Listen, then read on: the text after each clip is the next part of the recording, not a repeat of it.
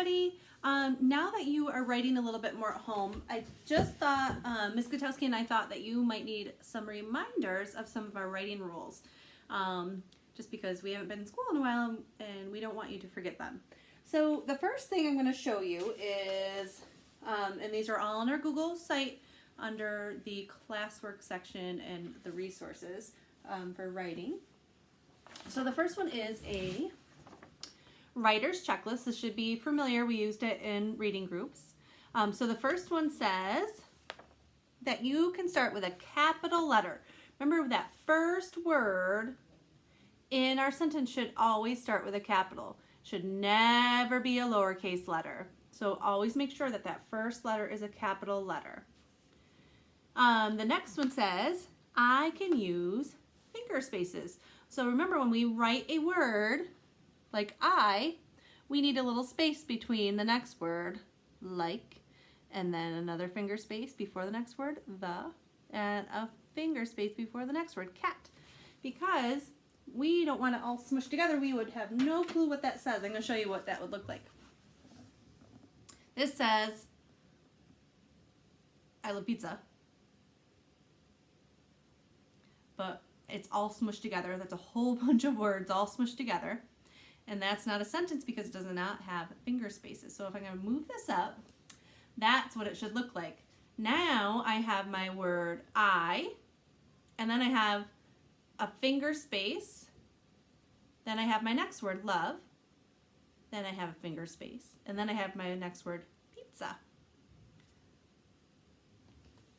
So make sure you're using those finger spaces. It makes a big difference with when someone's reading your work. The next one says, I can use punctuation. So punctuation is just a fancy word for periods, question marks, or exclamation marks. So it says, I like the cat. And then they underlined this mark here, which we know is a period.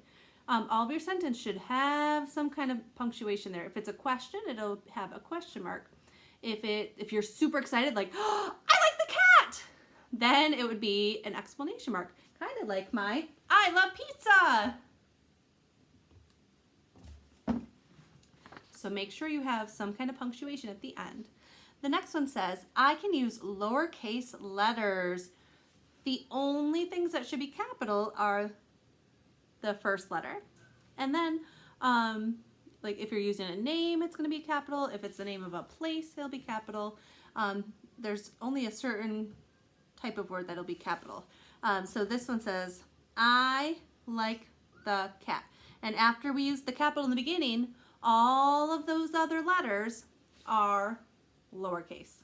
There are no uppercase letters in there. Okay, the other reminder is also on our Google Classroom is you have a little sight word wall that you can use when you are writing your words. So if I'm writing I like the cat, and I can't remember how to write the word like, I can look and I think like. Like starts with O. So that is going to be under the L. So I can swing my finger around. Oh, I found the L words, and I'm going to look at the two words under there. I see two words that start with O, and I know that like, oh, that has the I-K-E.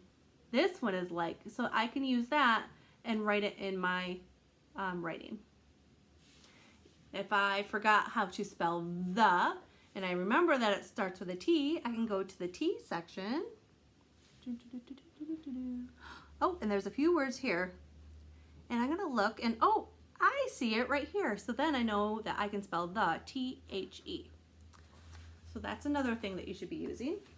And the other one, and we just put this up on our Google Classroom too, is our foundation writing letters and how we write letters using our foundation lines. So remember, there's the sky line at the top, the plane line, and the grass line, and then the worm line on the very bottom. And this will help you know where to put the letters. Even if you're using, if you're not using paper that has the foundation lines, but maybe it has different lines, you can use this. But if you are using just plain white paper, just remember that your lowercase letters are going to be a different size than your uppercase letters. So for example, I made my own foundation line. So this top one is the skyline. This bottom one is the plain line, the grass line, and then if I go down here, I would have the word line. So just a reminder, if you are writing the word say, actually let me come up with a different one. How about sag? Sag. I'm gonna do my S starting at the plain line, and then my A, and then I need to make sure that my G starts here too and goes all the way down. It shouldn't look like this.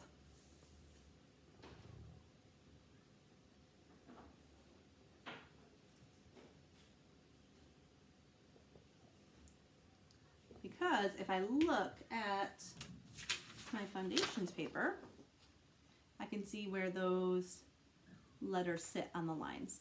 So even if you don't have the foundations paper, there might be some lines there to guide you, and you can use that. And if you don't have any lines on your paper, just make sure that they are kind of the right size that we would do our foundation paper. So if I don't have any paper, I'm still writing the word sag, I need to make sure that my S is lowercase, my A starts about the same size, and then my G. They all line up. It shouldn't be like this.